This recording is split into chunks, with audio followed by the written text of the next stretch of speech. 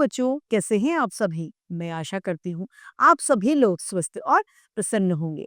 आज हम हमारा पाठ क्रिया को पढ़ेंगे और समझेंगे। आइए इस पाठ को प्रारंभ करते हैं। ये है पाठ 10 क्रिया यानी वन। क्रिया किसे कहते हैं?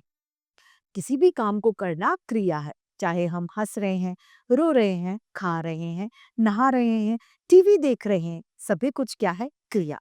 व्याकरण की दृष्टि से अगर प्रभावित किया जाए तो किसी भी कार्य का करना या होना पाया जाना क्रिया कहलाते हैं। आइए शुरू करते हैं। यह घर में स्थित एक छोटे से पार्क का चित्र है जो दिया जा रहा है। इस चित्र में सभी लोग कुछ न कुछ काम को कर रहे हैं। जैसे दादाजी अखबार पढ़ रहे हैं, माली पौधों को पानी दे रहा है, पिताजी बच्चे पिताजी के साथ व्यायाम यानी एक्सरसाइज कर रहे हैं, चिड़िया चहक रही हैं आदि। अब आप बताएं कि कौन क्या कर रहे हैं। दादी माँ क्या कर रही हैं? दादी माँ चाय पी रही हैं। दादाजी क्या कर रहे हैं? दादाजी अखबार पढ़ रहे हैं। माली क्या कर रहा है? पौधों को पानी दे रहा है। गिलहरी क्या कर रही है? गिलहरी जा रही है या चल रही है। इन प्रश्नों के उत्तर पर देने पर आपको पता चला कि इन वाक्यों में कुछ ना कुछ काम हो रहा है। ये शब्द ही क्रिया है, यानी जो काम करने का पता चलाते हैं वो क्रिया कहलाते हैं। अब इस वाक्य में ध्यान दीजिए। फूलों पर भौरा है। भौरा क्या कर रहा है? कोई उत्तर हमें नहीं मिला। इसमें है शब्द फूल पर होने की जानकारी दे रहा है, इसीलिए यह भी क्रिया ही है। क्रिया के बिना पूर्ण बिना वाक्य पूर्ण नहीं होता, इसीलिए कार्यों में दो विधियां होती हैं, काम का करना या फिर काम का होना। काम का करना, माँ खाना पका रही हैं या दीदी पढ़ाई कर रही हैं, और काम का होना क्या है? बाहर धूप हो रही है और पानी बह रहा है। ऐसे शब्द जिनसे किसी कार्य के करने या फिर होने का पता चलता है वो क्रिया कहलाते हैं। धातु। क्रिया का मूल रूप धातु ही होता है या फिर क्रिया का मूल रूप धातु कहलाता है। जैसे नाच, गा, खा आदि सभी क्या है? मूल धातु। नाचना, गाना, पकाना आदि सभी क्या है? क्रिया। नाच में ना जोड़ा तो बन गया नाचना। गाना में गा में ना जोड़ा तो गाना। खा में ना जोड़ा तो बन गया खाना। इनमें ना प्रत्यय है तो मूल धातु नाच है।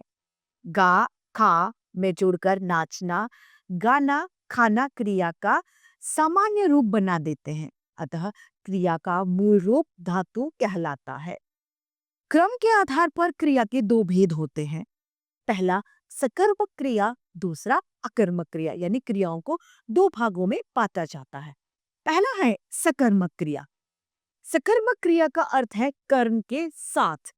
जो क्रियाएं कर्म के साथ होती हैं वे सकर्मक क्रियाएं कहलाती हैं। जैसे बच्चे पौधे लगा रहे हैं, तो बच्चे क्या लगा रहे हैं? पौधे लगा रहे हैं। बकरी पानी पी रही है, बकरी क्या पी रही है? पानी। यानी यहाँ पर कर्म दोनों में साथ है।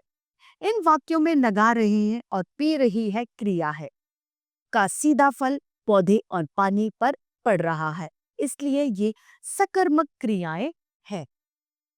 दूसरा है, विशेष बात यहाँ पर यह ध्यान देने योग्य है कि कई बार सकर्मक क्रिया में कर्म अप्रत्यक्ष होता है जो दिखाई नहीं देता। जैसे कि रानी खाती है। रानी क्या खाती है? हमें कोई उत्तर नहीं मिलेगा, लेकिन ये निश्चित है कि वो कुछ तो जरूर ही खाती है, इसीलिए यह भी एक सकर्मक क्रिया है। दूसरा है अकर्मक क्रिया। जिन क्रियाओं में कर्म साथ में नहीं होता वे क्रियाएं अकर्मक क्रियाएं कहलाती हैं। बिना कर्म की क्रिया अकर्मक क्रिया है। ऐसी क्रियाओं का फल कर्ता पर पड़ता है। जैसे कि रोहन स्कूल जा रहा है और मछुआरा मछली पकड़ रहा है। इन वाक्यों में जा रहा है और पकड़ रहा है क्रिया का फल क्रमशः रोहन और मछुआरे पर पड़ रहा है, इसलिए ये अकर्मक क्रियाओं के उदाहरण है। अकर्मक क्रिया के साथ ये पाठ समाप्त होता है। आइए इसे संक्षेप में दोहराते हैं। किसी काम के करने या होने का बोध कराने वाले शब्द क्रिया कहलाते हैं। क्रिया का मूल रूप धातु होता है। कर्म के आधार पर क्रिया के दो भेद होते हैं, सकर्मक क्रिया तथा अकर्मक क्रिया। सकर्मक क्रिया की दो भेद होते हैं, एक कर्म तथा द्विकर्म क्रिया। क्रिया विकारी शब्द होते हैं। इसी के साथ हमारा ये पाठ समाप्त होता है। मैं आशा करती हूँ आप सभी को यह पाठ क्रिया भली भांति रूप से समझ में आया होगा। आज के लिए इतना ही, फिर मिलते हैं। धन्यवाद।